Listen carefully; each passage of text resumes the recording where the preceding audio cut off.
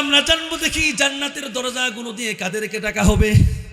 জানার দরকার আছে না নাই? আল্লাহর পয়গম্বর সাহাবী আবু হুরায়রা রাদিয়াল্লাহু তাআলা আনহু থেকে বর্ণিত, ক্বালা রাসূলুল্লাহ সাল্লাল্লাহু আলাইহি ওয়াসাল্লাম, আল্লাহর পয়গম্বর বলেন, উম্মতের দল শুনো রে, মান আনফাকা যাওজাইনি ফি সাবিলিল্লাহ নুদিয়া মিন আবওয়াবিল জান্নাহ ইয়া আবদাল্লাহ হাযা খায়র। আল্লাহু আকবার। আল্লাহর পয়গম্বর বলেন, দুনিয়ার জীবনে যারা আল্লাহ রাস্তায় জোড়া বস্তু ব্যয় করবে, কি বস্তু বলেন? জোড়া বস্তু, জোড়া বস্তু আল্লাহ রাস্তায় ব্যয় করবে। হাদিসের ব্যাখ্যায় মুহাদ্দিসিনে কেরাম বলেছেন, এমন হতে পারে তুমি জোড়া বস্তুই দুইটা জিনিস একসাথে আল্লাহ রাস্তায় দান করছেন। আরেকটা ব্যাখ্যা হলো, আপনি একবার আল্লাহ রাস্তায় দান করছেন, বলেন এক জোড়া না বেজোড়? জোড়া না বেজোড়? বেজোড়। আবার দান করছেন, কত হয়েছে? দুই। জোড়া হয়েছে না? আবার দান করছেন, কত হয়েছে? বেজোড় হয়েছে। আবার দান করছেন, জোড়া হয়েছে। আল্লাহর পয়গম্বর বলেন, ও দুনিয়ার মানুষ,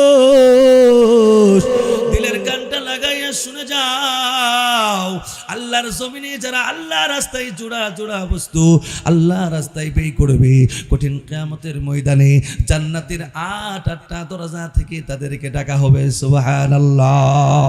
জান্নাতের প্রত্যেকটা দরজা বলবে, ইয়া আব্দাল্লাহ হাযা খায়র, ওরে আল্লাহর বান্দা, আমি তোর জন্য উত্তম, আমার দিয়ে তুই প্রবেশ কর। জান্নাতের প্রত্যেকটা দরজা ওই আল্লাহর ওই বান্দাকে ডাকতে থাকবে। সুবহানাল্লাহ। আল্লাহর পয়গম্বর বলেন, ফামান কানা মিন আহলিস সালাহ দুইয়া মিন বাবিস সালাহ, ওয়া মান কানা মিন আহলিল জিহাদ দুইয়া মিন বাবিল জিহাদ, ওয়া মান কানা মিন আহলিস সিয়াম দুইয়া মিন বাবির রায়্যান, ওয়া মান কানা মিন আহলিস সাদাকা দুইয়া মিন বাবিস সাদাকা। আল্লাহু আকবার। আল্লাহর পয়গম্বর বলেন, দুনিয়ার জীবনে যারা 5 ওয়াক্ত নামাজ পড়বে, নামাজগুলো সুন্দরভাবে আদায় করবে। আরে মুসলমান, আজকে তো আমরা নাম কেউ আসতে মুসলমান, কথা কোন ঠিক কিনা? আল্লাহর ঘর মসজিদগুলো মুসল্লি শূন্য, কথা কোন ঠিক কিনা?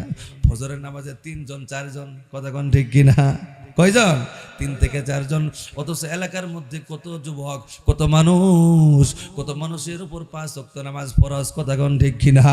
আরে উম্মতের দল বুঝলা না, 5 ওয়াক্ত নামাজ যদি ঠিক মতো আদায় করতে পারো রে, আল্লাহ বলেন, বান্দারি তুই যদি 5 ওয়াক্ত নামাজ সুন্দরভাবে আদায় করতে পারিস, আমি আল্লাহ রব্বুল আলামিন তোর আমলনামায় 5 ওয়াক্তের সওয়াব দেব না, বরং আমি আল্লাহ রব্বুল আলামিন তোর আমলনামায় 50 ওয়াক্ত নামাজের সওয়াব তোকে দিয়ে দিব। সুবহানাল্লাহ। আল্লাহর পয়গম্বর বলেন, দুনিয়ার জীবনে যারা নামাজের পাবন্দি করবে, নামাজ পড়বে, জান্নাতের একটা দরজা আছে বাবুস সালাহ, ওই বাবুস সালাহ দিয়ে তারা জান্নাতের মেহমান হয়ে জান্নাতের মধ্যে প্রবেশ করবে। সুবহানাল্লাহ।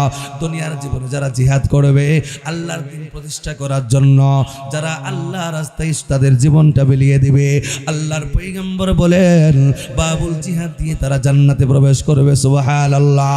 এরপর বিশ্বনবী রাহমাতুল লিল আলামিন বলেন, দুনিয়ার জীবনে যারা রমজান মাসের রোজাগুলো আদায় করবে, বাবুল রায়্যান দিয়ে তারা জান্নাতে প্রবেশ করবে। দুনিয়ার জীবনে যারা দান সদকা করবে, বাবুল সাদাকা দিয়ে তারা জান্নাতে প্রবেশ করবে। সুবহানাল্লাহ।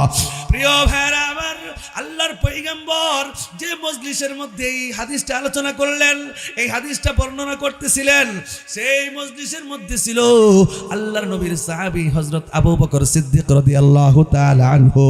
আবু বকর সিদ্দিক রাদিয়াল্লাহু তাআলা আনহু আল্লাহর পয়গম্বরকে একটা জিজ্ঞাসা করলেন, একটা প্রশ্ন করলেন, ইয়া রাসূলুল্লাহ, ইয়া হাবিবাল্লাহ, ওগো আল্লাহর নবী, জানতে চাই কঠিন কিয়ামতের ময়দানে এমন কোন ব্যক্তিকে পাওয়া যাবে নাকি, এমন কোন লোককে পাওয়া যাবে নাকি যাকে জান্নাতের একটা দরজা নয় বরং জান্নাতের 8টা দরজা দিয়ে তাকে ডাকা হবে। সুবহানাল্লাহ। আল্লাহর পয়গম্বর বলেন, আবু বকর, ওরে আবু বকর, তুমি আমার কাছে জানতে চেয়েছো কঠিন কিয়ামতের ময়দানে এমন কোন লোককে খুঁজে পাওয়া যাবে নাকি যাকে জান্নাতের একটা দরজা না বরং জান্নাতের 8টা দরজা থেকে ডাকা হবে। আবু বকর, হ্যাঁ দুনিয়াতে এমন অনেক লোক আছে কঠিন কিয়ামতের ময়দানে যাদেরকে জান্নাতের একটা দরজা না, আল্লাহর পয়গম্বর বলেন বরং তাকে জান্নাতের 8টা দরজা থেকে ডাকা হবে। সুবহানাল্লাহ। আল্লাহর পয়গম্বর বলেন আবু বকর ওয়া আরজু আন তাকুনা মিনহুম, আল্লাহর পয়গম্বর বলেন আবু বকর রে আমি বিশ্বনবী আশা করি কঠিন কিয়ামতের ময়দানে যাদেরকে জান্নাতের 8টা দরজা থেকে ডাকা হবে, আবু বকর আমি বিশ্বনবী আশা করি তাদের অন্তর্ভুক্ত, তাদের মধ্য হতে তুমি আবু বকর একজন। সুবহানাল্লাহ।